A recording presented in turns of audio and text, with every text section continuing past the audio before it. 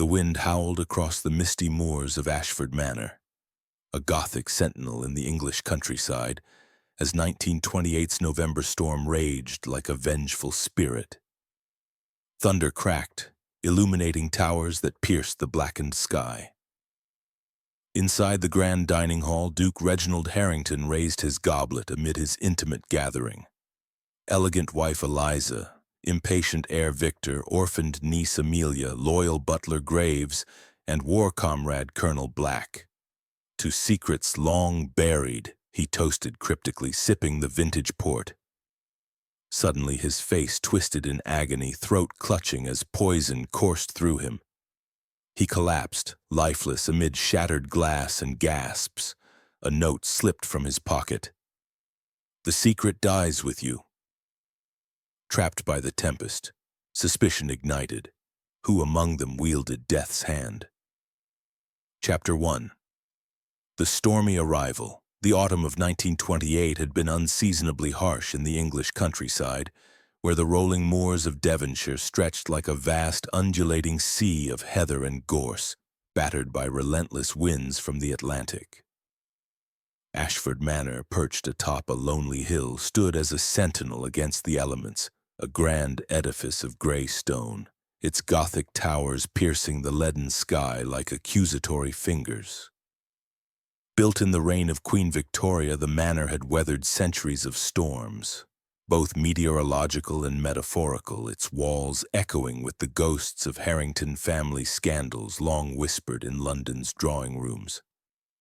On this particular evening, as November's chill deepened into a foreboding dusk, a tempest brewed with malevolent intent. Thunder rolled in from the west, a low growl that seemed to emanate from the earth's very core, while lightning forked across the horizon, casting ephemeral illuminations upon the manor's mullioned windows. Rain lashed against the panes like 1,000 tiny daggers, and the wind howled through the chimneys, mimicking the wails of tormented souls. It was a night unfit for man or beast, yet within the manor's opulent confines, Duke Reginald Harrington had assembled a coterie of guests for what he had cryptically termed an evening of revelations. The Duke himself was a figure of imposing stature, his once athletic frame now softened by the indulgences of aristocracy. Fine ports, Havana cigars, and the occasional dalliance that society politely overlooked. At 58, his hair retained a steely gray vigor swept back from a high forehead etched with lines of cunning and regret. His eyes, a piercing blue, held the glint of a man who had navigated the treacherous waters of wartime espionage and post-war politics with equal aplomb. Reginald Harrington was no mere relic of the peerage. He was a survivor, a keeper of secrets that could topple empires, or at least embarrass a few cabinet ministers. As the grandfather clock in the entrance hall chimed 7, the first guest arrived, his motor car sputtering through the flooded driveway like a beleaguered steed. Colonel Mortimer Black, a retired officer of the King's Own Yorkshire Light Infantry, emerged from the vehicle, his greatcoat flapping wildly in the gale. The colonel was a man forged in the crucible of the Great War, his face a map of scars from the Somme, where he had earned his Victoria Cross through acts of valor that bordered on the suicidal. Tall and ramrod straight, with a mustache that could have been waxed by a Prussian drill sergeant, Black carried himself with the unyielding discipline of his military past. Yet beneath that stoic exterior lurked a bitterness, for the war had claimed not only his youth but also his fortune, squandered in ill-advised investments peddled by opportunistic friends like the Duke himself. "Blasted weather," Black muttered as Mr. Graves, the butler, opened the massive oak door with a creak that rivaled the thunder. Graves was the epitome of servile efficiency. Tall, gaunt, with a face as impassive as a marble bust, his black tailcoat immaculate despite the chaos outside.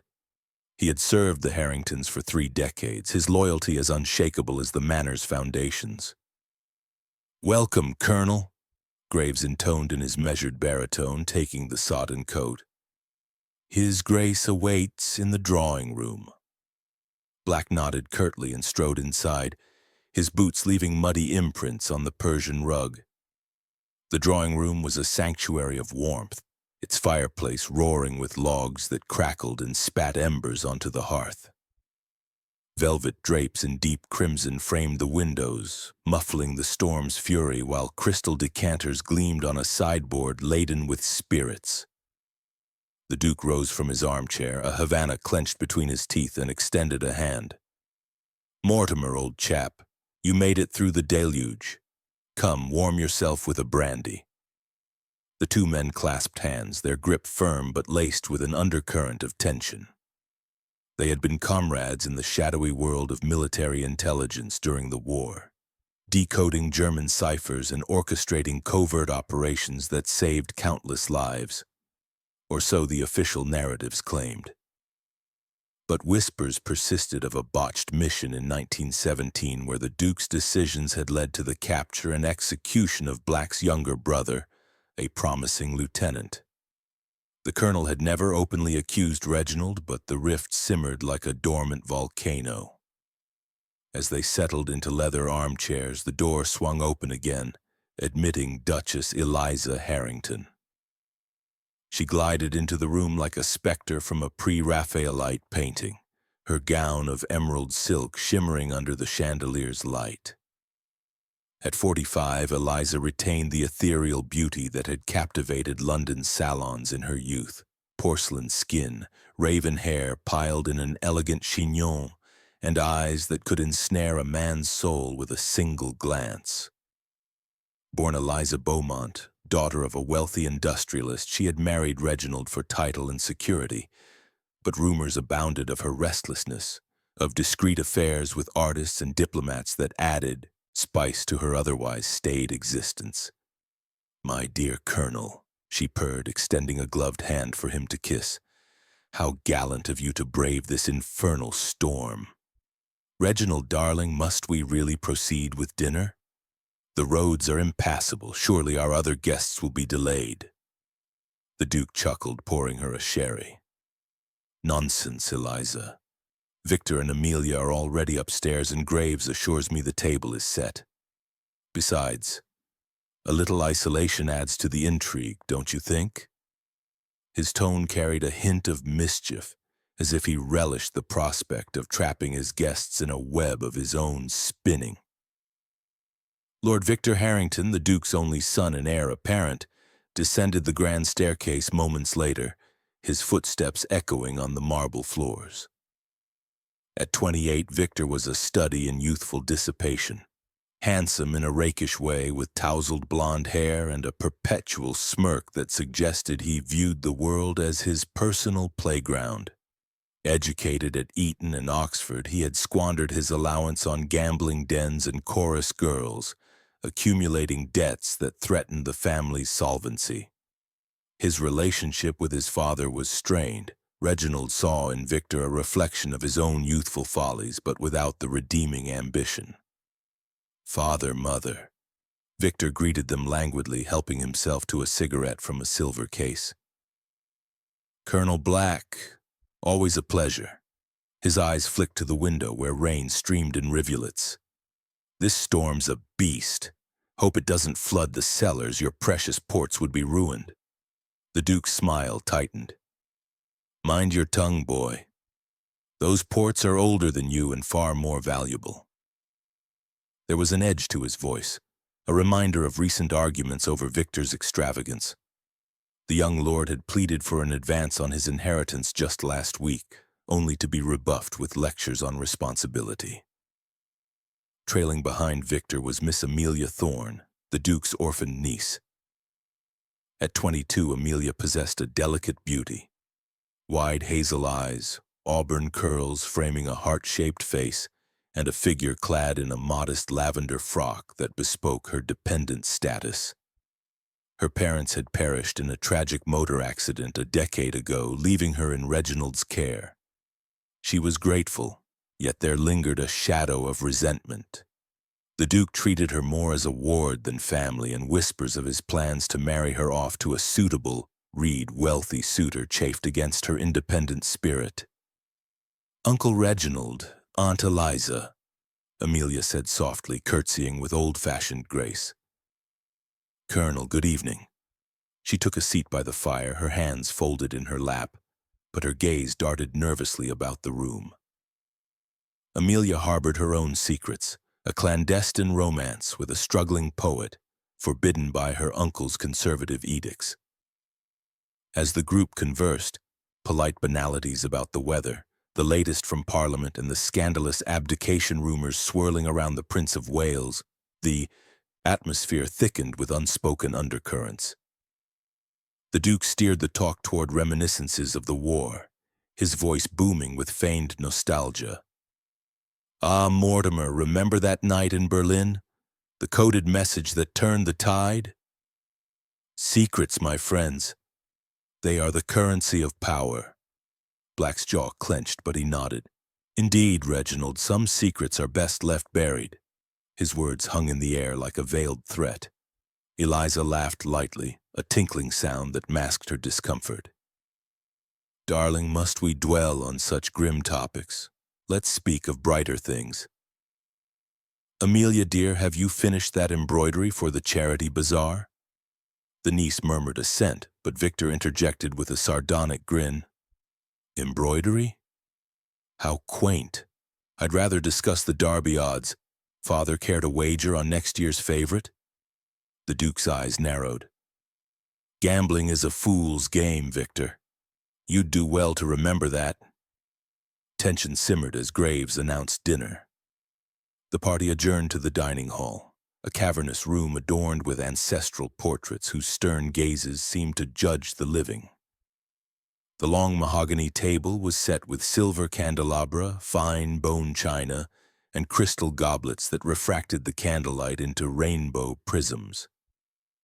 A sumptuous meal awaited: consommé, roast pheasant, asparagus and hollandaise, and a selection of cheeses, all prepared by the unseen kitchen staff. They took their seats, the Duke at the head, Eliza to his right, Victor opposite, Amelia beside him, and Black at the foot. Graves poured the wine with practiced precision, his gloved hands steady as a surgeon's. Conversation flowed fitfully, punctuated by the storm's crescendos.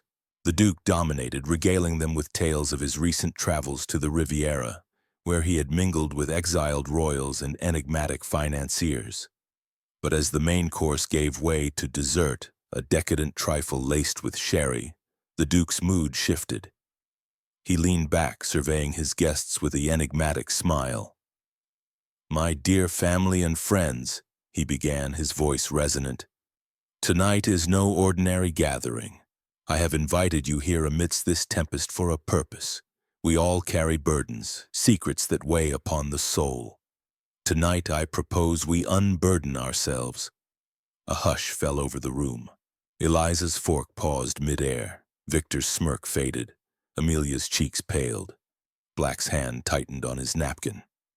Graves, standing sentinel by the sideboard, remained impassive. The Duke raised his goblet of vintage port, the liquid glowing ruby in the candlelight. "To secrets long buried," he intoned, his eyes gleaming with cryptic amusement.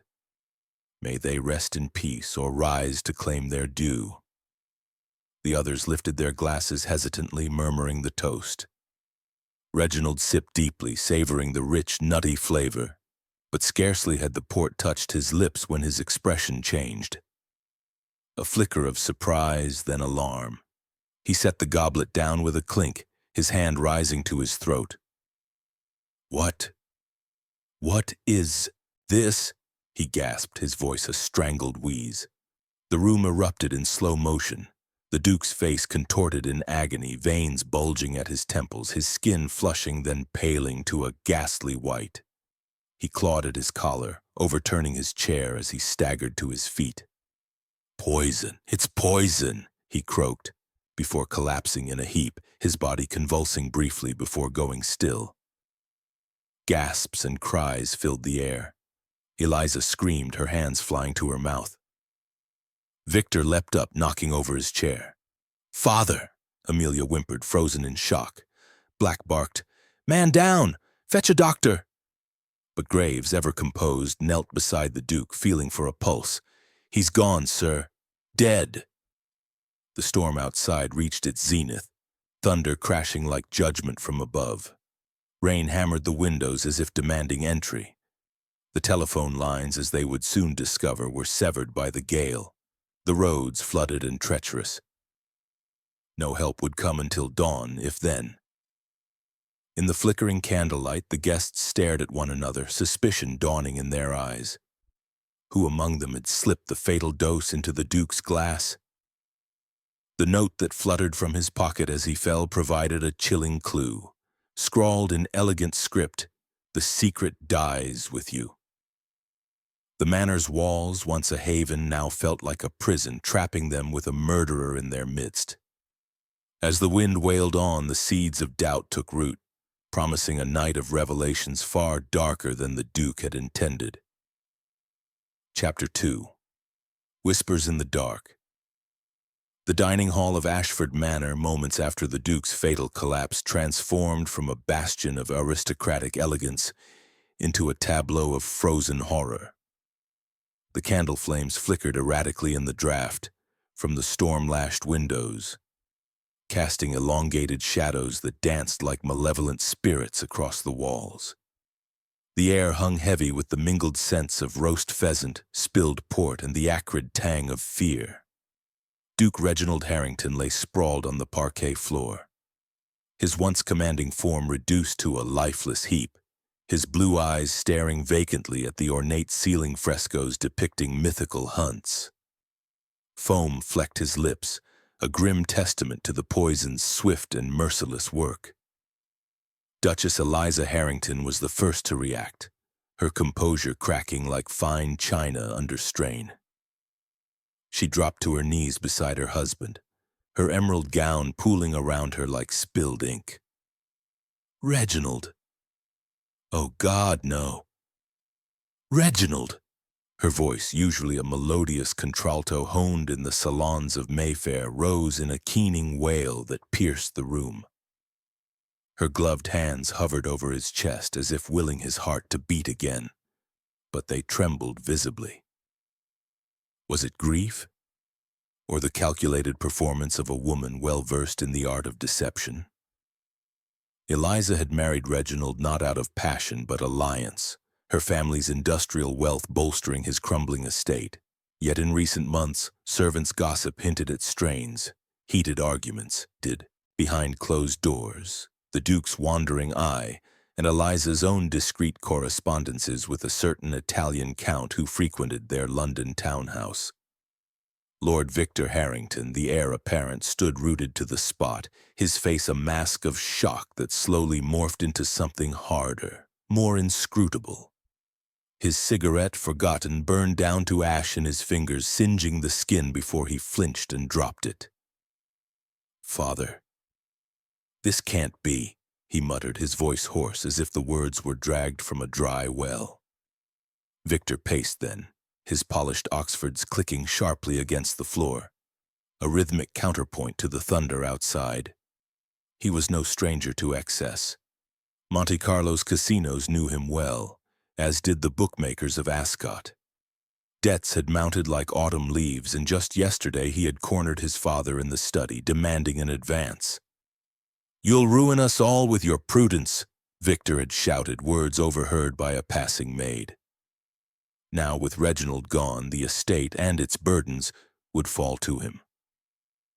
But was relief flickering in those stormy eyes, or genuine sorrow? Miss Amelia Thorne, the Duke's niece, clutched the edge of the table for support, her knuckles whitening against the damask cloth. Her hazel eyes, wide with terror, darted from face to face, as if seeking an anchor in the chaos. "Uncle, poisoned? But who? Why?" she whispered, her voice barely audible over the wind's howl. Amelia, orphaned at 12, had found refuge at Ashford, but it was a gilded cage. Reginald had doted on her in public, yet privately curtailed her freedoms, vetoing her engagement to that penniless poet, Edwin Harlow, whom he deemed a bohemian parasite. A locket hung at her throat containing Edwin's miniature portrait, Her fingers toyed with it now, a nervous habit. Had desperation driven her to this? Or was her pallor the innocence of youth confronted by mortality? Colonel Mortimer Black, the war-hardened veteran, snapped into action with the precision of a drill sergeant. "Steady now! No one touch him! Preserve the scene!" he barked, his voice cutting through the pandemonium like a saber. He knelt briefly beside the body, checking for breath with a soldier's efficiency, then rose, his scarred face set in grim lines. "Dead as a doornail. Cyanide, I'd wager, smells like bitter almonds." Black's military instincts kicked in. He strode to the doors, testing the handles. "Graves, seal the exits. This storm's our warden. No one's leaving till dawn." His eyes, sharp as bayonets, swept the room, assessing each person with the scrutiny of a field commander sizing up potential traitors. Black and Reginald went back to the trenches, but old wounds festered. That botched operation in 17, Reginald's orders had sent Black's brother into a German ambush. Forgiveness? Not in Black's vocabulary. And recently a land dispute over adjoining estates had reignited old animosities. Mr. Graves, the butler, remained the picture of unflappable decorum amid the turmoil. He moved with ghostly silence, righting an overturned chair and fetching a decanter of brandy from the sideboard. "Brandy, madam?" "To steady the nerves," he offered Eliza, pouring with steady hands. His face, lined with years of service, betrayed no emotion, eyes like polished onyx, revealing nothing.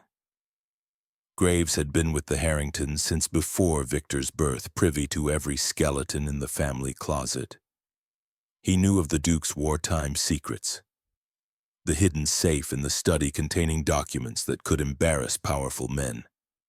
And Graves' own son had perished in that same war, a casualty of Reginald's espionage games. A quiet resentment? Perhaps. Yet his alibi seemed ironclad. He had poured the port for all, but only the Duke's glass proved fatal. As the initial shock ebbed, whispers began to slither through the room like serpents in the grass. Eliza dabbed at her eyes with a lace handkerchief, murmuring, "He mentioned secrets." What did he mean? Was it a warning? Victor snorted softly. Father and his dramatics, probably some old grudge from the war. But his gaze lingered on the crumpled note that had fallen from Reginald's pocket. "The secret dies with you." Amelia picked it up gingerly, her voice trembling as she read it aloud. "Who wrote this? It's monstrous." Black snatched the note, examining the elegant script. "Handwriting's disguised. But mark my words, the killer's among us." He paced to the window, peering into the inky night where lightning illuminated the flooded grounds. "Lines are down. Tried the telephone already. We're isolated like rats in a trap."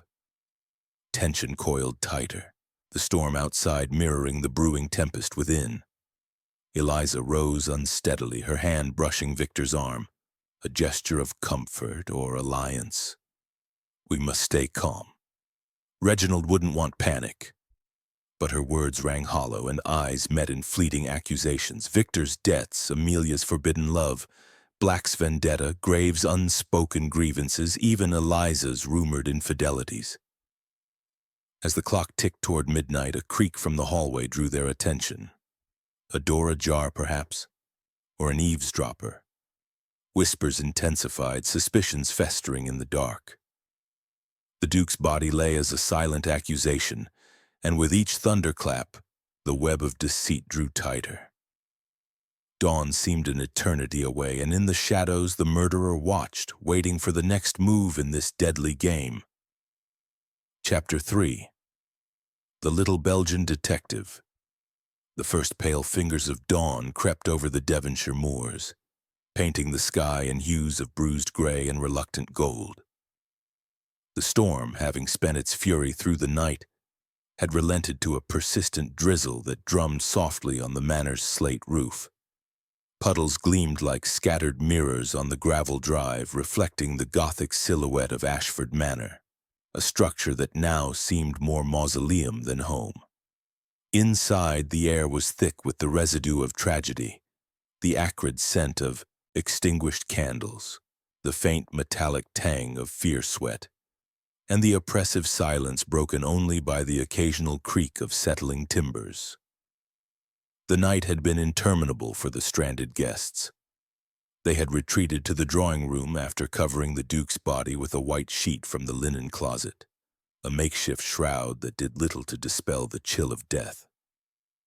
Colonel Black had taken charge, assigning watches to ensure no one tampered with the scene, though his military bark masked a growing unease. Duchess Eliza had withdrawn into a shell of poised grief, sipping brandy and staring into the fire as if seeking answers in its embers.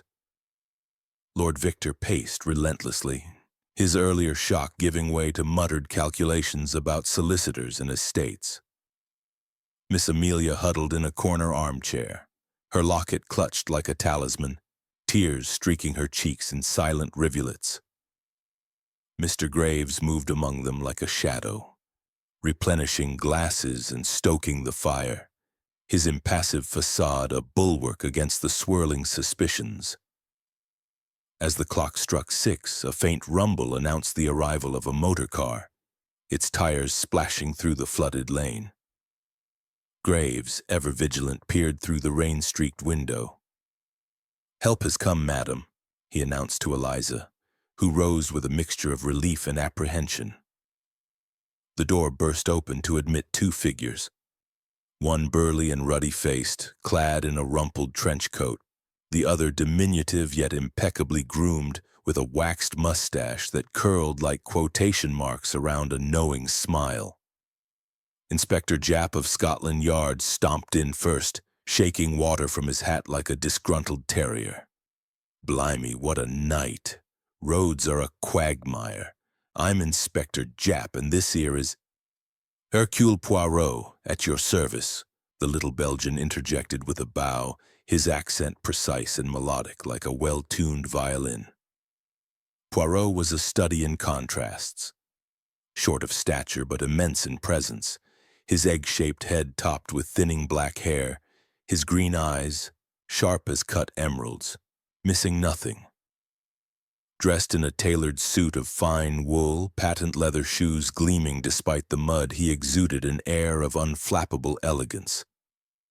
"Messieurs et mesdames, I understand there has been a most unfortunate incident. A poisoning, n'est-ce pas?"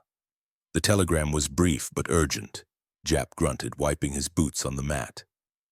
"Aye, summoned by the local constable who got through on a neighbor's line. Fancy you tagging along, Poirot. Thought you were retired to your vegetable marrows."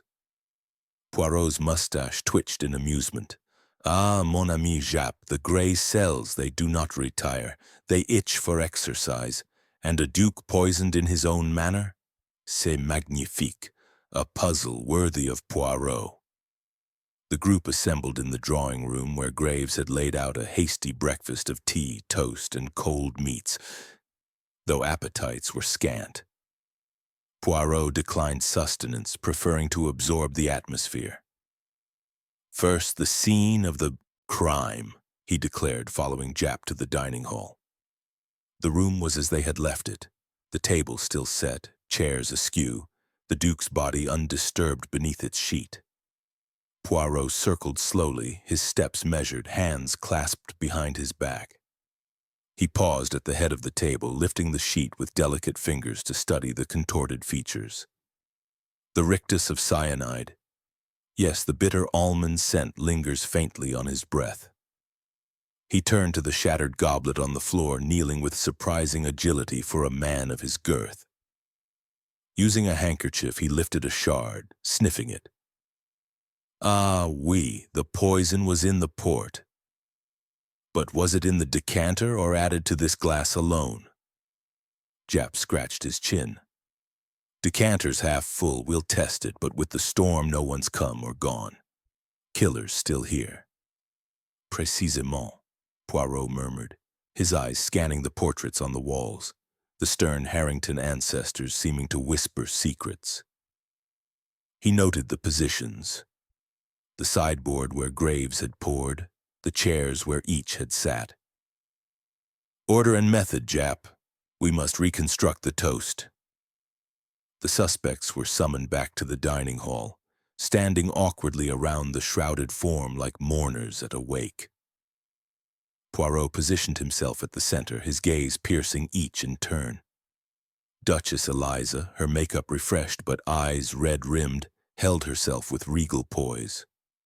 "Monsieur Poirot, we are at your disposal, Reginald.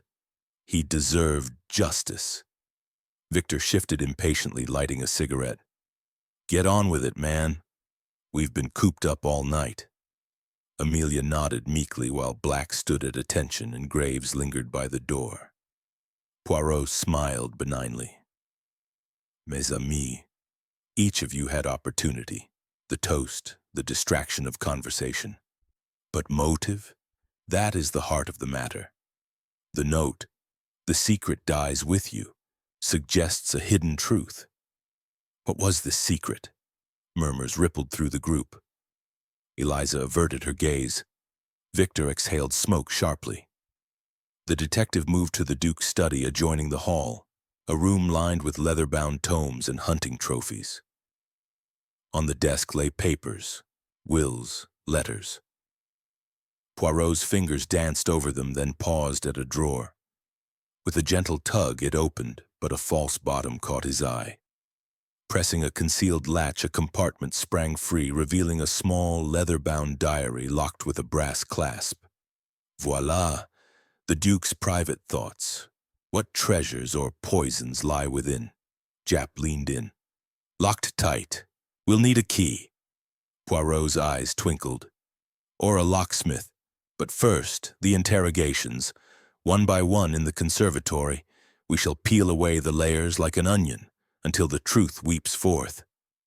As the group dispersed, tension hung palpable. Poirot watched them go, his gray cells whirring like a finely oiled machine. The diary's secrets beckoned, but so did the human enigmas before him.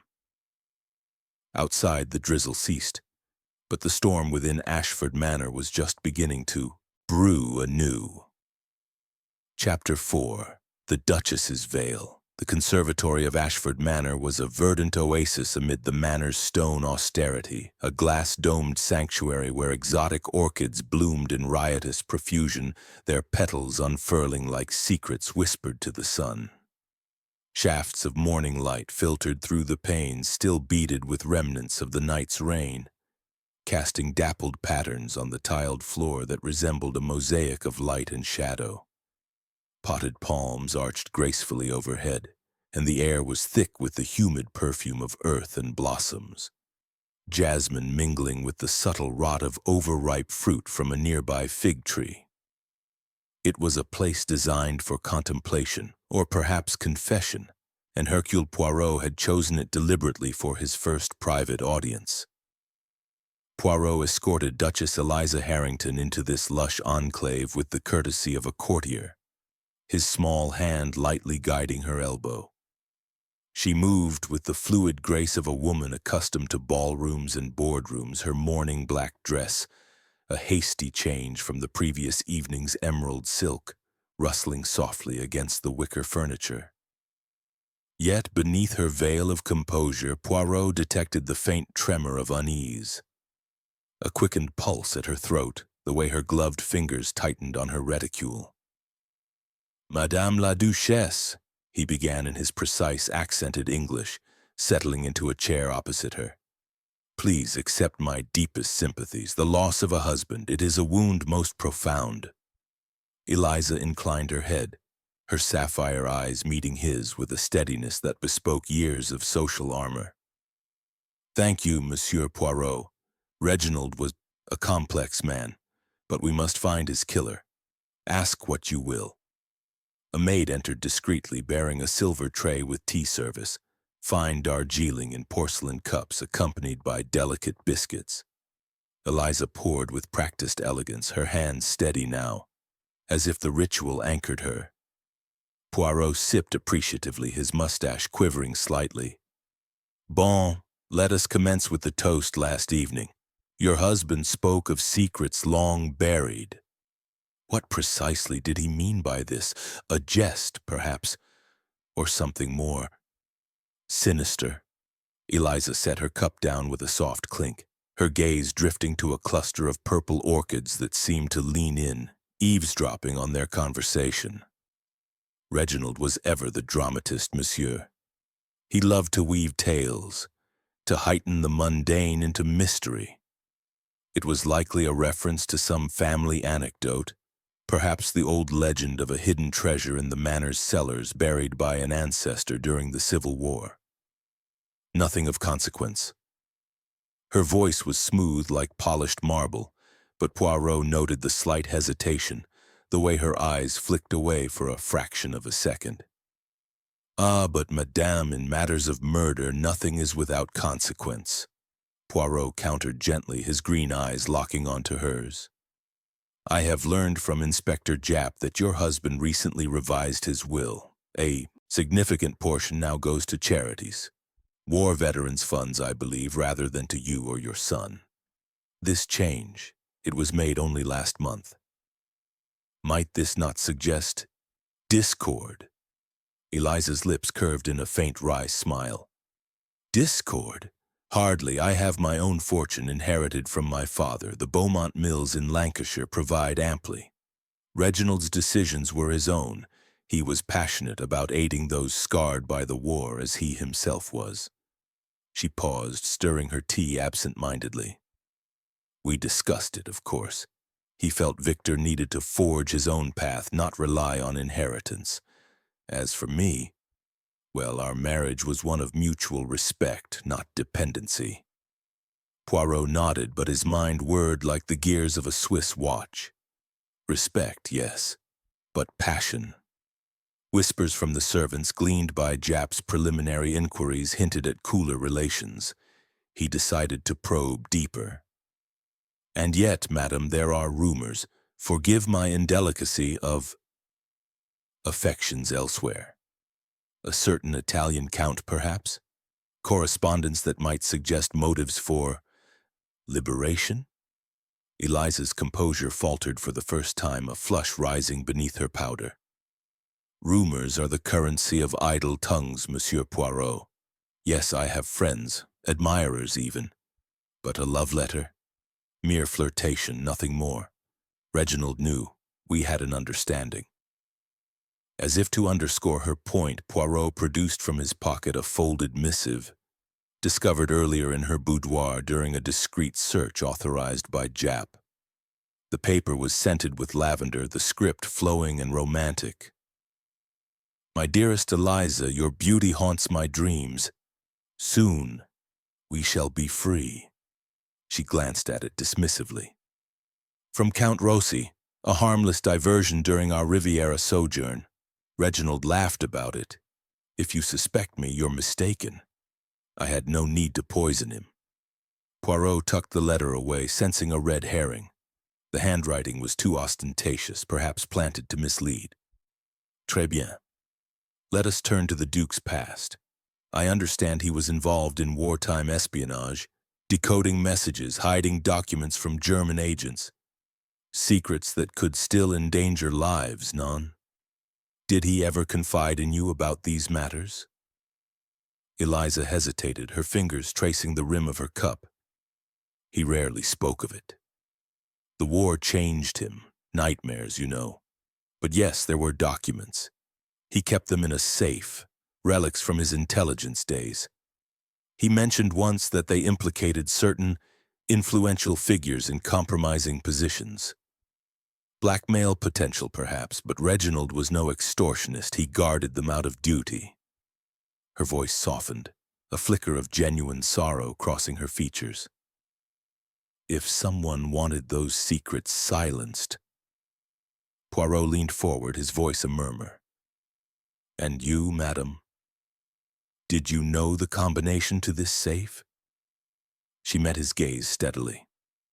No, that was his domain alone. But as she spoke, Poirot's keen eyes caught a discrepancy, a smudge on her glove, faint, but telltale. Ink, or something more insidious. The interview drew to a close, Poirot rising with a bow. Merci, madame. You have been most illuminating. As Eliza departed, her heels clicking on the tiles, Poirot lingered, examining a nearby orchid. Its stem bore a fresh break, as if brushed by a passing figure. Stepping into the hall, he glimpsed a shadow flitting around the corner. Someone had been listening. Was it Victor, eager for inheritance details, or another with darker intent? Outside, the sun broke through the clouds, but within Ashford's walls, the veil of deception thickened. Poirot stroked his mustache, the gray cells assembling the puzzle's edges. The Duchess's secrets were but one thread in a tapestry of intrigue, and the poison's trail led onward. Chapter 5. The heir's impatience. The billiard room at Ashford Manor was a bastion of masculine retreat, its walls paneled in dark oak that absorbed the midday light filtering through leaded windows. Green baize covered the massive table at the center, where ivory balls rested in frozen constellations. Cues leaning against the rack like idle sentinels. The air carried the faint aroma of cigar smoke and polished leather, remnants of countless evenings where the Duke and his cronies had wagered fortunes on skillful shots.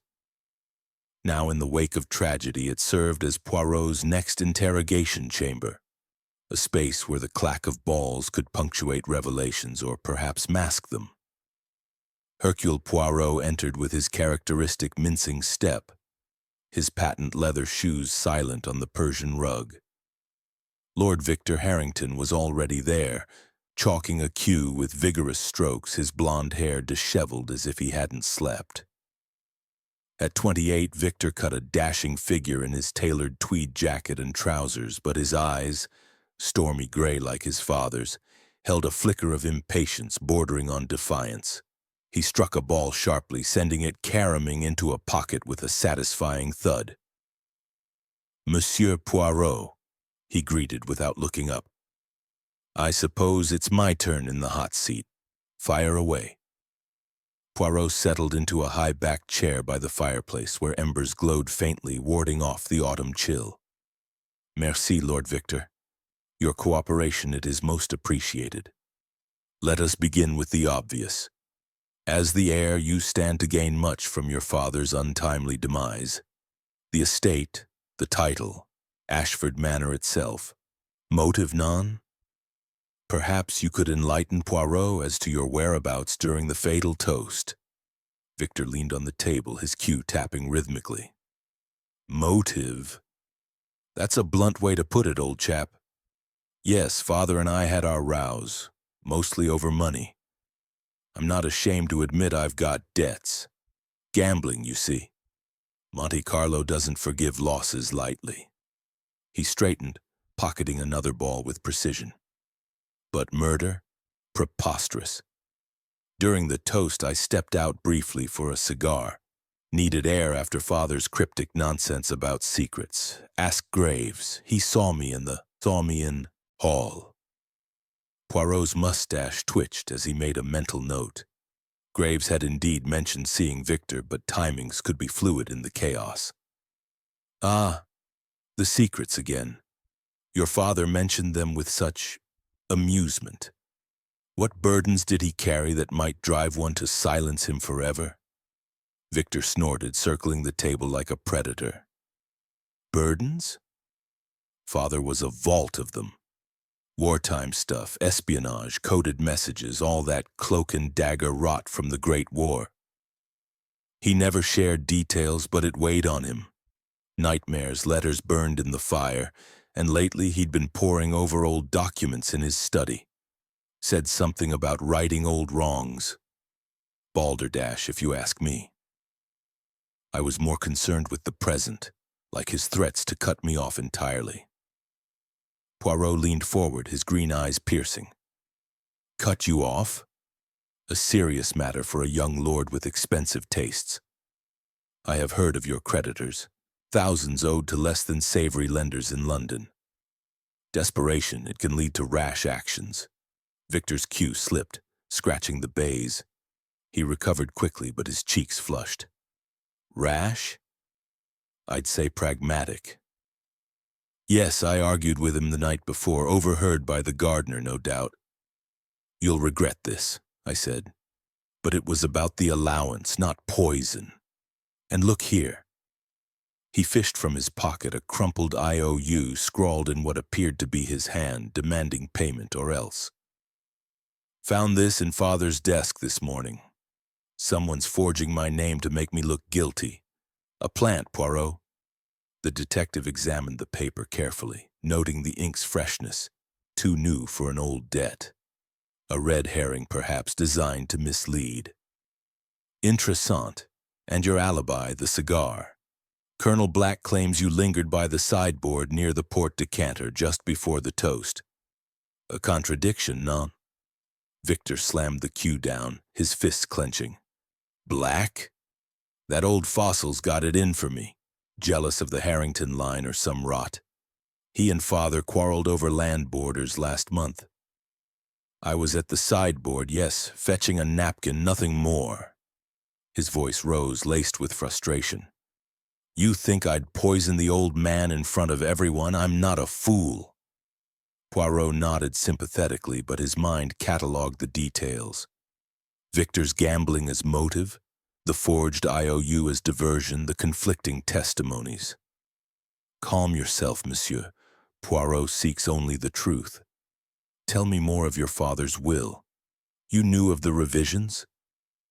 Victor paced, lighting a cigarette with shaking hands, the tremor not lost on Poirot. Knew? He waved it in my face. Charity's getting the lion's share, me left with scraps unless I shaped up. Mother tried to mediate, but Father's mind was set. Said I reminded him too much of his own youth, wild, wasteful, hypocrite considering his wartime flings and shady deals. A new thread emerged. Shady deals? Elaborate, s'il vous plaît. Victor exhaled smoke, glancing at the door as if fearing eavesdroppers. Rumors, mostly. During the war, Father handled sensitive info, German spies, double agents. Black was involved too. Something went wrong. Black's brother died because of it. Father hoarded documents that could prove it was no accident, maybe even his fault. If those surfaced, scandal, but I didn't care about that. I just wanted my due. Poirot stroked his chin, the gray cells aligning clues. The diary from the study, locked, but perhaps Victor knew where the key hid, and the handkerchief Eliza had used, similar stains? No. Focus. One more thing, Lord Victor, the note. The secret dies with you. Familiar handwriting? Victor shook his head vehemently. Not mine. Looks like Amelia's script. Flowery, feminine. But she's harmless, doting on that poet chap Father despised. As the interview concluded, Poirot rose. Merci. You have given Poirot much to ponder. Victor nodded curtly, resuming his game with forced nonchalance.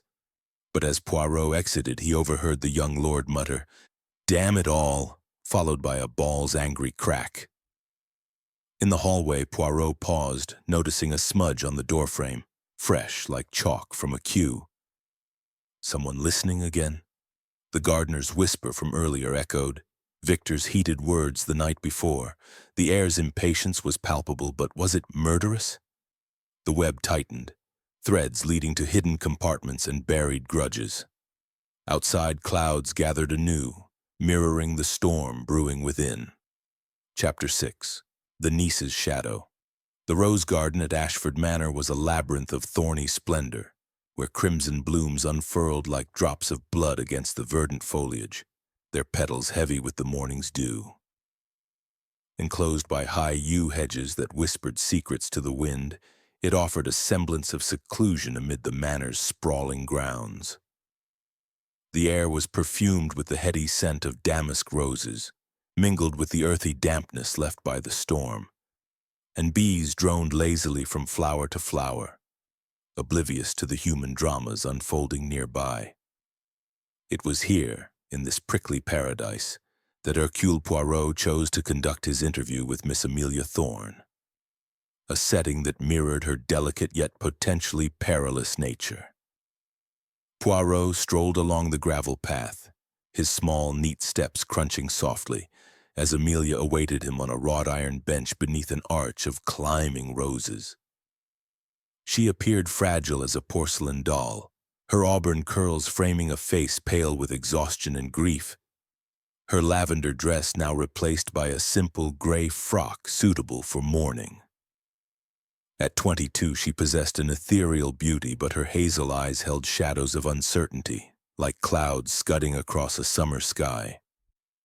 Orphaned young, she had been thrust into the Harrington fold, dependent on her uncle's benevolence.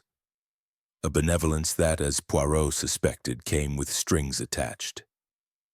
Mademoiselle Thorne, Poirot greeted her with a courteous bow, his voice warm and inviting like a confidant rather than an inquisitor. "Thank you for meeting Poirot in this most charming locale. The roses, they remind one that beauty often conceals thorns, no? Please sit. We shall converse as friends."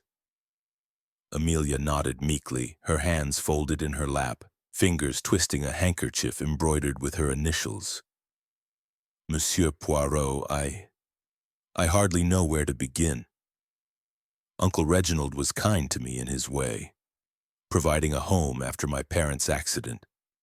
But he was distant, always buried in his papers or off on travels. I felt more like a guest than family." Her voice was a whisper soft as the rustle of leaves carrying the lilt of a finishing school education. Poirot seated himself beside her, his green eyes gentle yet probing. Ah, the burdens of dependency. They can weigh heavily on the young heart. "Tell Poirot. What of your future? Rumors whisper of a suitor, one your uncle deemed unseemly." This disapproval, it created tension, perhaps. Amelia's cheeks flushed, and she reached for the locket at her throat, a silver oval engraved with intricate vines. With trembling fingers, she opened it, revealing a miniature photograph of a young man. Dark-haired, intense-eyed, with the brooding air of a poet. "This is Edwin Harlow. He's a writer, you see, struggling but brilliant. We met at a literary salon in London last year. Uncle disapproved vehemently, called him a penniless dreamer, unfit for the Harrington name. He threatened to disinherit me if I persisted. 'Marry well or fend for yourself,' he said. Tears welled in her eyes, spilling over like dew from the roses. I loved Uncle, but his control, it suffocated me. With him gone, perhaps Edwin and I can—" Poirot nodded sympathetically, but his mind noted the motive. Freedom, inheritance secured without strings. "A poignant tale, mademoiselle. Love thwarted by convention. It is the stuff of tragedies. And your alibi for the toast? You were reading in the library, oui?" "Yes," she affirmed, dabbing at her eyes. "A volume of poetry, Shelley, to calm my nerves. The storm was raging. I sought solace in words." But Poirot, ever observant, had earlier inspected the library with Jap. Amid the shelves of leather-bound tomes, they found a torn page from an outdated medical manual detailing poisons, including cyanide, its sources and effects. The rip was fresh, the book askew on the shelf. "Interessant," Poirot murmured, producing the page from his pocket with a flourish. "This was discovered in the library. A curious choice for light reading, none? And the vial in your room labeled nerve tonic. Inspector Japp's preliminary test suggests it contains traces of prussic acid, akin to cyanide." "A coincidence?" Amelia gasped, her hand flying to her mouth. "That tonic? It's from the apothecary for my headaches. I swear, monsieur, I've never tampered with it. And the book, I don't recall seeing it. Someone must have placed it there to frame me." Her voice rose in desperation, eyes wide with fear. "A red herring, perhaps." the vial harmless save for a chemical similarity planted to mislead. But who? Poirot patted her hand reassuringly. Calm, mademoiselle. Poirot does not accuse, he seeks clarity. Your uncle's secrets, did he confide in you? The note suggests a hidden truth.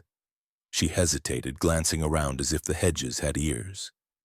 Leaning closer, her whisper barely audible over the bee's hum, she revealed, Uncle had a bastard child from his youth, before marrying Aunt Eliza. A son raised in secrecy abroad. He learned of it recently. Threatened the lineage, the estate. Uncle was revising the will to acknowledge him, perhaps. If Victor knew, or others. Her words trailed off, implications hanging like thorns. Poirot's gray cells ignited. This bastard heir could upend everything, providing motives aplenty. But Amelia's knowledge of it suggested deeper involvement. And how did you come by this information? A letter I glimpsed in his study. Overheard him arguing with his solicitor. I said nothing. It wasn't my place. She wept openly now, shoulders shaking. As Poirot pondered, a sudden gust whipped through the garden, scattering petals and revealing something anomalous.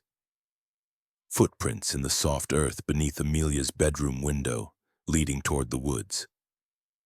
Fresh despite the rain, sized for a man's boot perhaps. An accomplice? Edwin sneaking visits?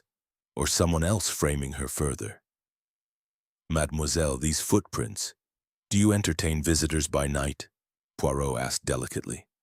She blanched. Edwin, he came once, weeks ago, but not since. Please, you must believe me, I could never harm Uncle. Poirot rose, bowing. Poirot believes in facts, but also in the human heart. Merci for your candor. As Amelia departed, her steps faltering, Poirot examined the prints closer, muddied but with a distinctive heel mark, like a riding boot. Leading to the woods where a tryst or conspiracy might hide. The garden's thorns seemed sharper now, the rose's beauty a facade for danger. Amelia's shadow lengthened in Poirot's mind. Innocent ward or cunning player?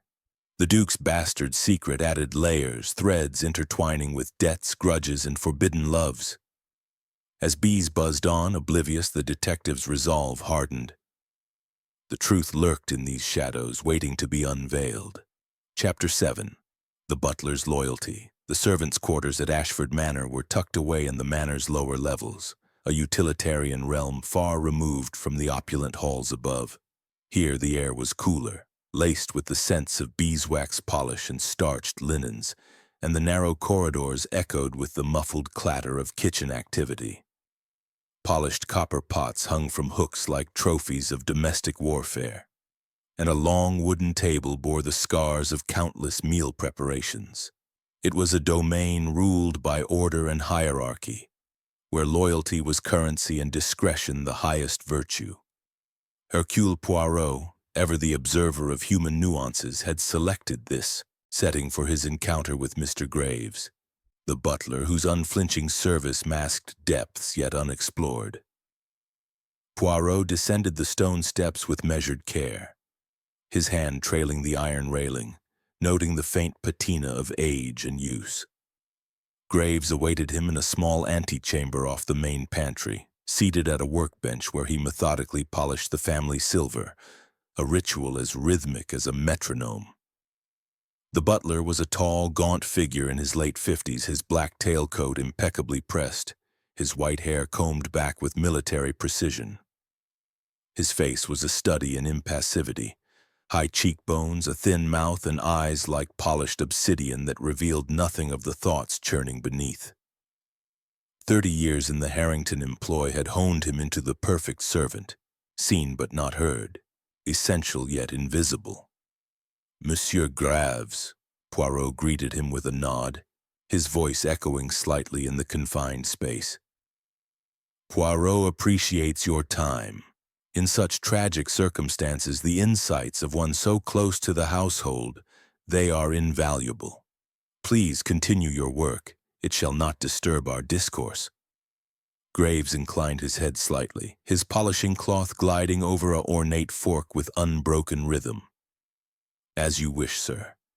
I've served this family since before the turn of the century, through births, deaths, wars. No grudge borne, no secret spilled. Ask what you will." His tone was even baritone, with the clipped accent of a man risen from humble origins through sheer diligence. Poirot settled onto a wooden stool opposite, his small frame contrasting the butler's height. "Bon. Let us begin with the evening in question. You poured the port for the toast, oui? Your gloved hands? They handled each goblet. A position of trust, but also of opportunity.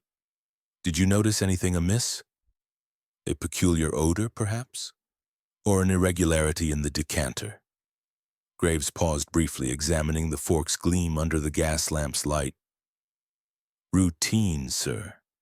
The vintage was from the cellar, a 1896, His Grace's favorite. I decanted it myself an hour prior in the pantry, no tampering that I observed. The gloves? Standard for service. Prevents smudges on the crystal."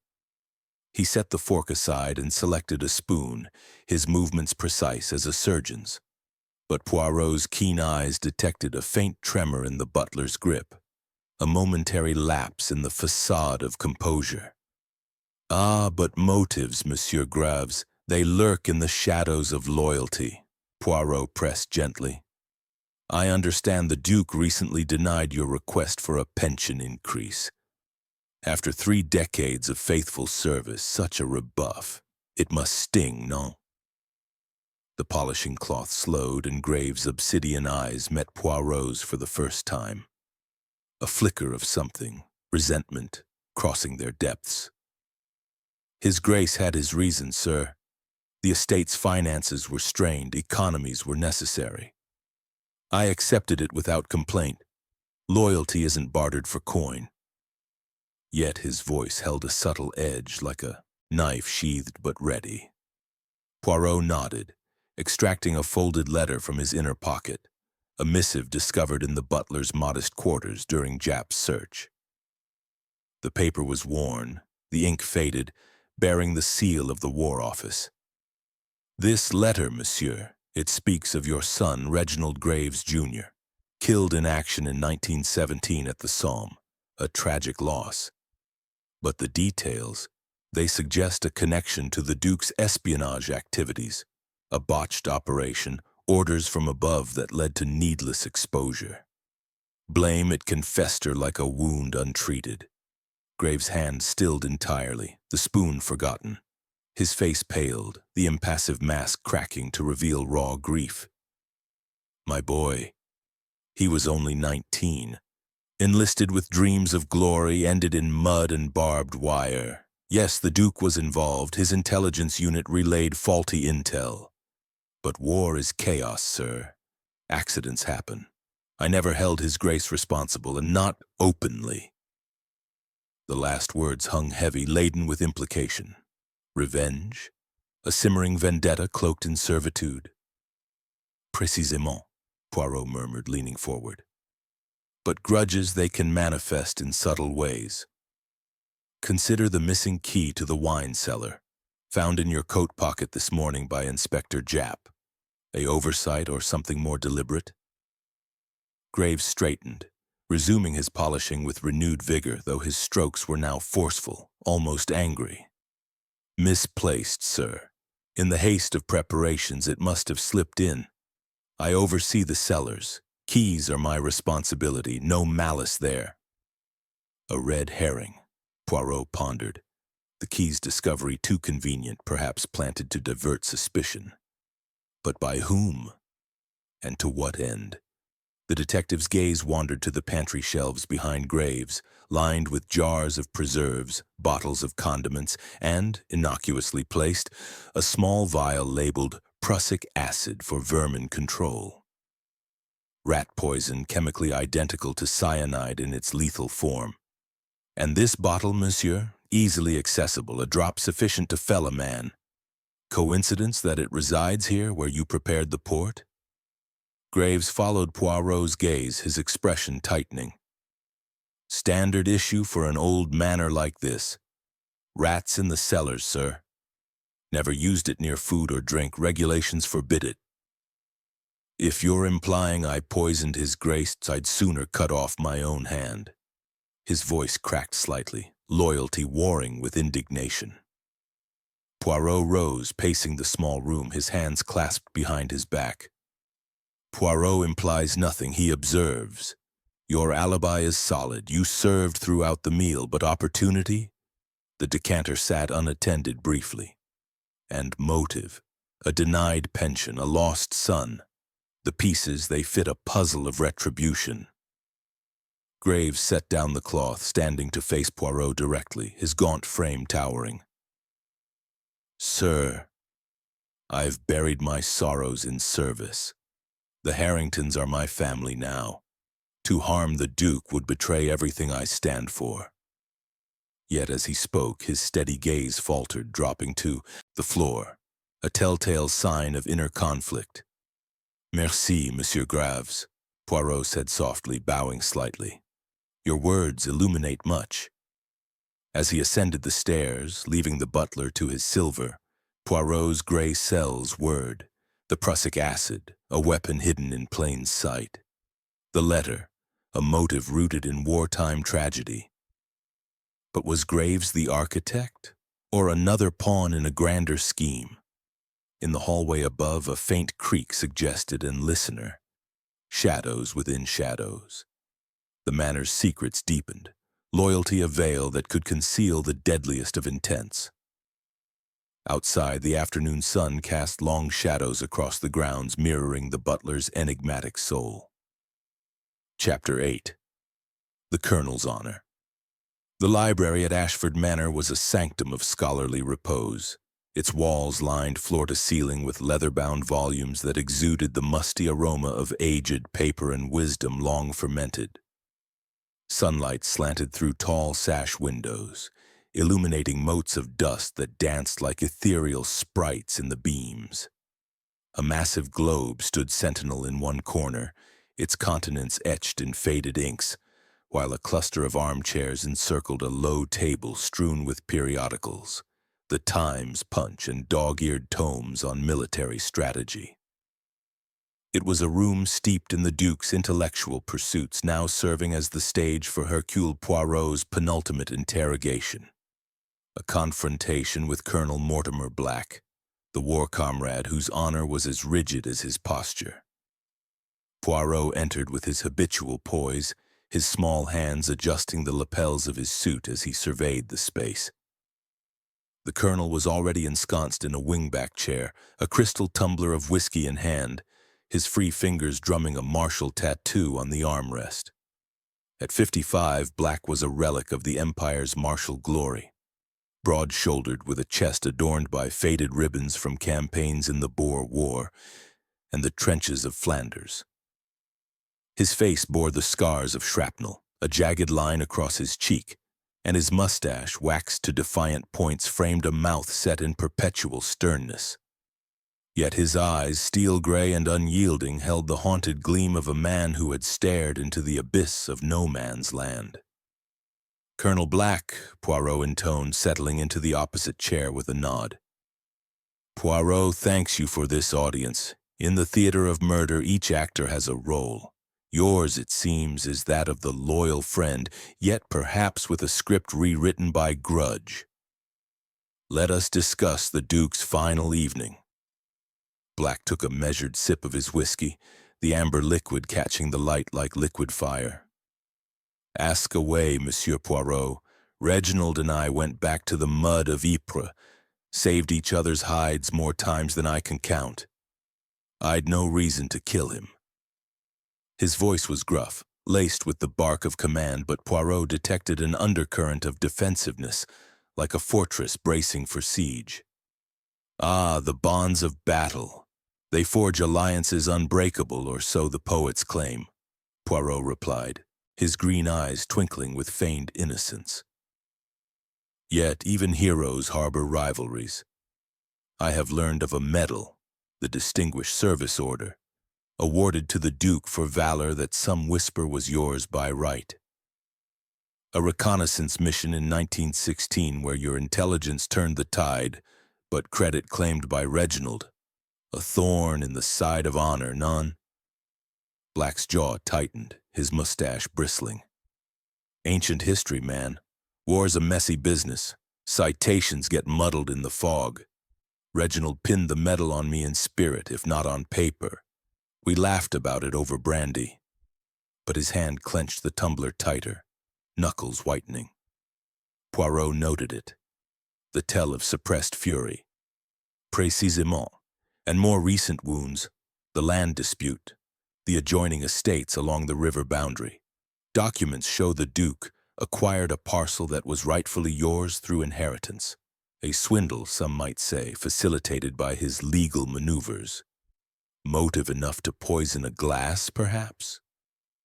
Black set his tumbler down with a deliberate clink, rising to pace before the bookshelves, his boots thudding on the Aubusson carpet. Swindle? Harsh word, Poirot.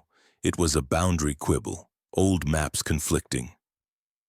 Reginald's solicitors outfoxed mine. That's the game of property. I confronted him, yes, raised voices in his study last month. But murder? I'd face a man square, not skulk with toxins. His hand instinctively brushed the hip where, in uniform, a service revolver would hang. A gesture not lost on Poirot. The detective produced a small engraved cigar case from his pocket, discovered in Black's guest room.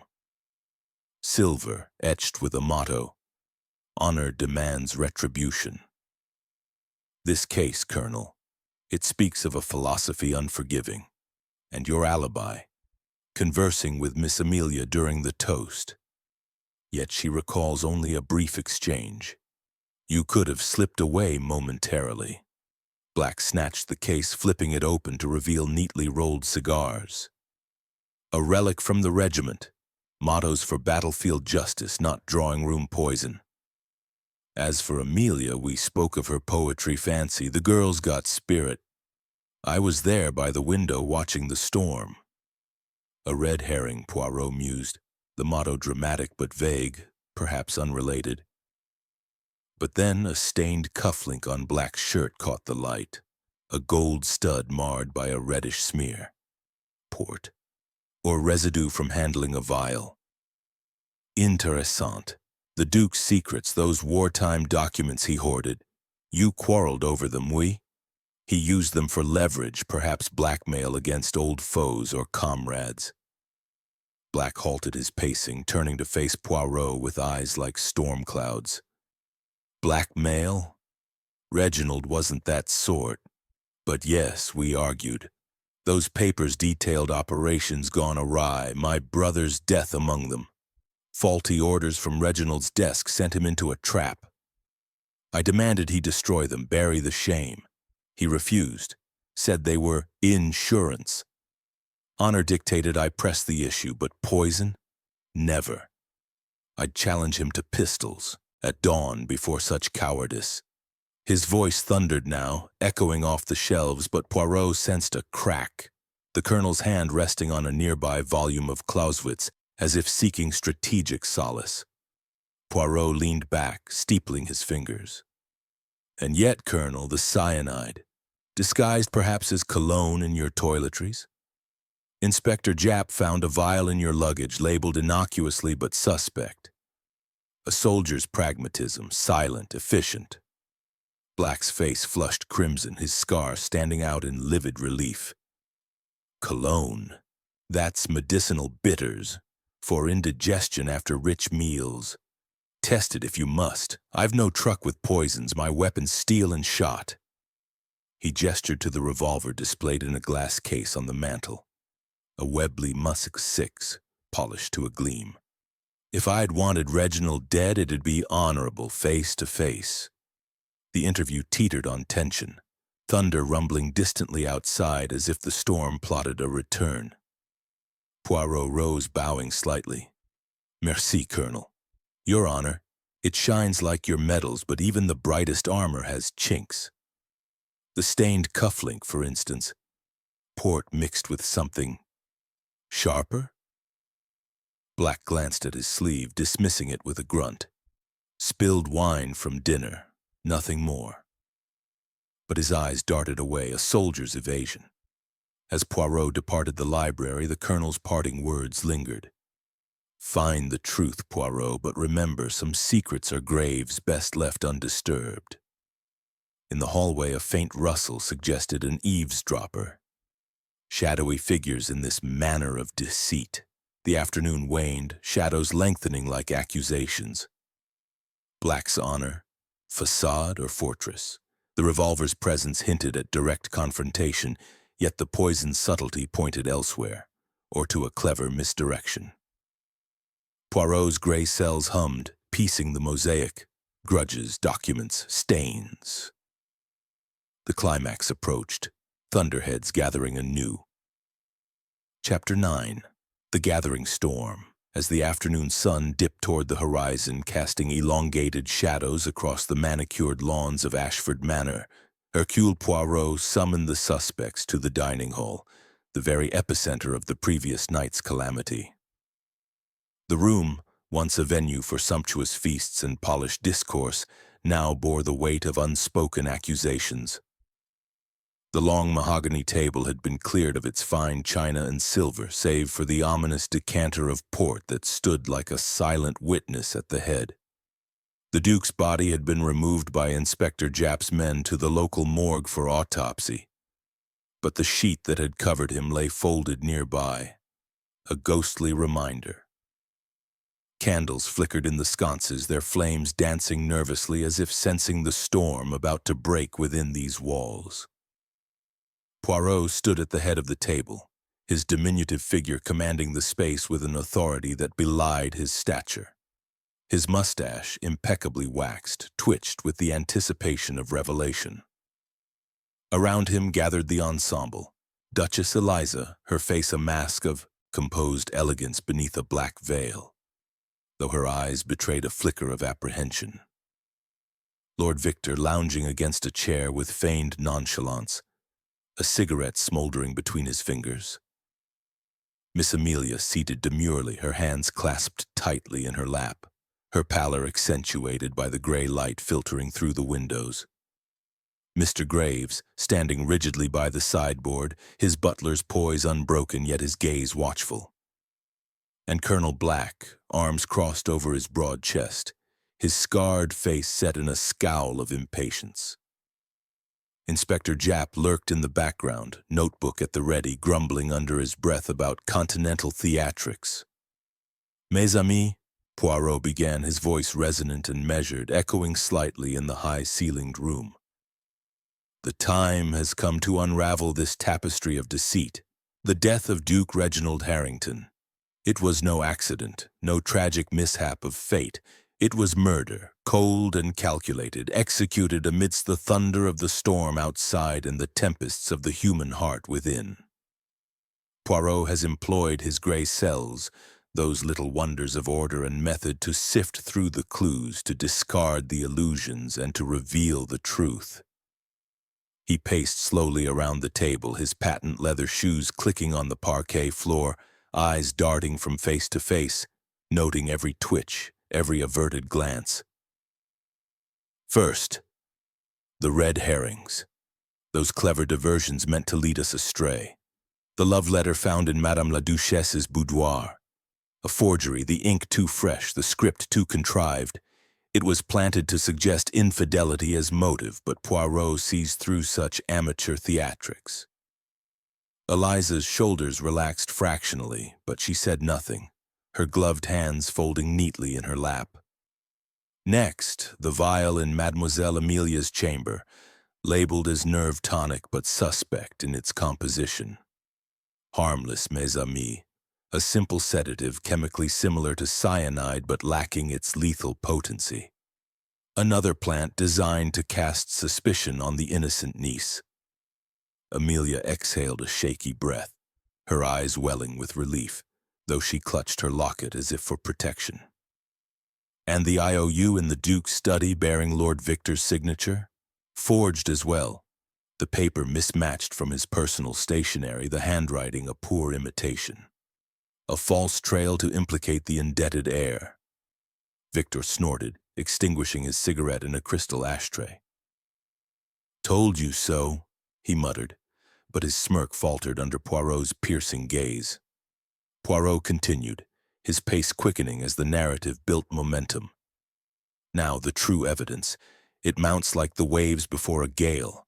The footprints beneath Mademoiselle's window leading to the woods. They matched the tread of Mr. Graves' boots, yet the mud was fresh after the rain ceased, suggesting a recent venture, perhaps to dispose of evidence. Graves stiffened, his impassive face cracking with a frown. "Sir, I patrol the grounds nightly. Routine, nothing more. Ah, but the handkerchief, the Madame Eliza, stained not with ink as first thought, but with traces of cyanide residue. How did it come to be so? From handling the poison, or an accidental transfer?" Eliza's eyes widened. "Impossible. I touched nothing of the sort." Poirot held up a hand, silencing the rising murmurs. "The note. The secret dies with you. Its handwriting bears similarities to Lord Victor's bold script, yet subtle discrepancies suggest mimicry. And the poison itself. Analysis confirms it was in the Duke's glass alone, not the decanter. Administered post-toast during the momentary distraction of conversation." He paused dramatically, letting the implications sink in. All eyes turned to one another, suspicions flaring like kindling. Tensions escalated as accusations began to fly. Victor pointed at Black. "You were nearest the table, Colonel, always harping on old war grudges." Black's hand instinctively went to his hip, where his service revolver bulged in its holster. "Watch your tongue, boy. I'd never stoop to poison. That's a coward's weapon." Amelia, overwhelmed, swayed in her seat, her voice a whimper. "Please stop. This is madness." Eliza rose, her voice sharp. "Enough! We're tearing each other apart while the real killer watches." Graves stepped forward, his voice steady but strained. "His Grace deserved better than this squabbling." But Poirot smiled enigmatically, his mustache curling upward. "Précisément, mes amis. The grey cells have spoken. The threads converge on one individual, the one who wove this web of misdirection. The murderer is—" A sudden crash interrupted the revelation, shattering the charged silence. From the sideboard, where the Duke's locked diary had been placed for safekeeping, the book tumbled to the floor, its brass clasp springing open as if by some spectral hand. Pages fluttered, revealing entries scrawled in Reginald's precise hand. Japp lunged to retrieve it, but Poirot was quicker, his eyes scanning the exposed text. "Mon Dieu," Poirot breathed, his face illuminating with fresh insight. The diary unveiled the Duke's true secret. Not wartime espionage or bastard heirs alone, but bankruptcy. Ashford Manor teetered on ruin.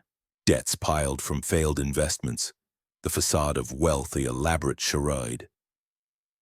Reginald had faked solvency through clever accounting, borrowing against phantom assets, even swindling friends like Black in land deals to stave off collapse. He was bankrupt, Poirot announced, holding up the page. Faking his fortune, deceiving all. Who among you knew? For knowledge of this could drive one to murder, to inherit before the truth emerged, or to exact revenge for financial betrayal. Gasps rippled through the room. Victor paled. Bankrupt? But the estate? Eliza's hand flew to her mouth. He never told me. Black growled. That explains the land grab. He needed the capital. Amelia whispered, Uncle, ruined? Graves merely bowed his head, silent. The revelation hung like a thundercloud, charging the air with new suspicions. Outside, distant rumbles echoed, the storm gathering once more, mirroring the turmoil within. Poirot closed the diary with a snap, his mind recalibrating. The killer's motive deepened. Not just grudges, but desperation born of fiscal deceit. As accusations renewed, the little Belgian detective prepared his final strike, the truth poised like lightning on the horizon. Chapter 10. The Unveiling. The dining hall of Ashford Manor, bathed in the waning light of the afternoon sun, seemed to hold its breath as Hercule Poirot stood poised at the head of the table, the Duke's diary clutched in his manicured hands like a talisman of truth. The air was thick with anticipation, the flickering candles casting elongated shadows that twisted across the faces of the assembled suspects, each one a mask of mingled dread and defiance. Outside, the gathering storm clouds rumbled ominously, as if the heavens themselves conspired to underscore the drama unfolding within these ancient walls. The revelation of Reginald Harrington's bankruptcy had shattered the fragile veneer of civility, exposing raw nerves and hidden agendas. Debts piled like autumn leaves, the estate a house of cards sustained by deception, swindled investments, forged ledgers, and desperate maneuvers that had ensnared friends and family alike. Poirot closed the diary with a deliberate snap, his green eyes sweeping the room like a searchlight piercing fog. "Mes amis," he intoned, his voice a blend of velvet and steel. "The pieces of this puzzle, they align at last." The Duke's secret was not merely wartime shadows or illicit heirs, but ruin financial. Bankruptcy loomed, a specter that threatened to devour Ashford Manor and all who depended upon it. He faked prosperity, borrowing against illusions, even betraying those closest to him. This knowledge, it ignites motives anew: desperation to inherit before collapse, revenge for fiscal treachery. Lord Victor Harrington leapt to his feet, his chair scraping harshly against the floor. "Bankrupt? The old fox! That explains his stinginess, the will revisions cutting me off. But I swear, Poirot, I didn't know the extent. If I had—" His voice trailed off, fists clenched, eyes blazing with a mix of fury and betrayal. Duchess Eliza, her veil casting intricate patterns across her porcelain features, interjected sharply. "Reginald hid it from me as well. My own funds kept us afloat unknowingly. But murder? To what end? I'd lose everything in the scandal." Her gloved hands trembled slightly, belying her composed facade. Miss Amelia Thorne, fragile as a wilting rose, whispered, "Uncle, all this time pretending. My future Edwin's, it was all built on sand." Tears traced silent paths down her cheeks, her locket glinting in the candlelight. Mr. Graves remained stoic by the sideboard, his gaunt face impassive, though his eyes flickered with unspoken thoughts. "His Grace confided in no one, sir. The household, accounts. I suspected irregularities, but loyalty bound my tongue." Colonel Mortimer Black, however, stood rigid as a sentry, his scarred cheek twitching. "Bankrupt? That land deal, he swindled me to plug his leaks. Damn him, Reginald played me for a fool." His hand hovered near his revolver, knuckles white. Poirot raised a hand, commanding silence. "Précisément. The bankruptcy, it is the catalyst, but not the sole flame. Let us reconstruct with order and method. The poison, cyanide in the Duke's glass alone, added post-toast amid the distraction of his cryptic words. Opportunity for all, but motive sharpened by secrets." He turned first to Eliza. "Madame, your handkerchief bore traces not of poison but of port wine, spilled in the chaos. A misdirection, perhaps self-inflicted to appear innocent." Eliza gasped, but Poirot continued relentlessly. "To Lord Victor, your debts were known to the Duke, who threatened disinheritance. The forged IOU, a clumsy attempt to frame yourself? None, planted by another to divert suspicion." Victor's smirk faded, replaced by wary calculation. "Mademoiselle Amelia, the footprints, the tonic vial. Red herrings, yes, but your knowledge of the bastard heir. A fragment of truth, but not the core. Your love for Edwin provided motive for freedom, yet your alibi holds firm. Amelia nodded gratefully, though shadows lingered in her gaze. Monsieur Graves, the prussic acid in the pantry, the missing key, your son's death tied to the Duke's wartime blunders. Revenge simmered, loyalty a mask. But the footprints? Yours, yet leading to a gardener's shed, innocent patrol or clever cover? Graves bowed his head. Innocent, sir. My son. I mourned, but served. Poirot's gaze finally settled on Black, his voice dropping to a dramatic hush. Ah, Colonel Black, you are the culprit. Gasps echoed like thunderclaps. Black's face contorted in outrage. Preposterous, I'd never— Attend, mes amis, Poirot interjected, pacing with theatrical flair. The grey cells have deduced the colonel's honor, wounded not just by the medal, the land swindle, or even the bankruptcy revelation, but by the deepest cut, his brother's death in 1917, a direct result of the Duke's erroneous orders during that botched espionage mission. Reginald hoarded documents proving his culpability, using them as insurance against exposure. You demanded destruction. He refused. With bankruptcy looming, those papers could ruin you further, your own finances entangled in joint ventures now worthless. Black snarled. Lies! Reginald saved lives, including mine. No, Poirot countered, producing the colonel's cufflink from his pocket, a gold stud stained with a mixture of port and a faint chemical residue. This, analyzed by Japp's laboratory, bears cyanide traces. You switched glasses during the toast's confusion, your military precision masking the act. The vial in your luggage? Not cologne, but disguised poison. Bitters, you claimed, but laced with death. The motto on your cigar case: honor demands retribution. You saw poison as fitting. Silent vengeance for a silent betrayal. Evidence mounted. The stained cufflink from brushing the tainted glass. Footprints in the garden, not Graves, but Black's riding boots disposing of remnants. The note's script mimicking Black's bold hand from war dispatches. Red herrings, the letter vile IOU planted by Black during the night, exploiting the storm's isolation. Black's shoulders slumped, the fight draining from his posture like air from a punctured balloon. He collapsed into a chair, head in hands. Damn you, Poirot! Yes. Reginald's orders sent my brother into that ambush, deliberate to cover his own incompetence. I learned the truth years later from those documents. He blackmailed me with them, forcing the land deal to bail himself out. Bankruptcy would expose everything, my complicity in his schemes. Honor demanded it end. His voice broke, a soldier's confession wrung from a tortured soul. He deserved it. For my brother, for the lies. Japp stepped forward, handcuffs at the ready.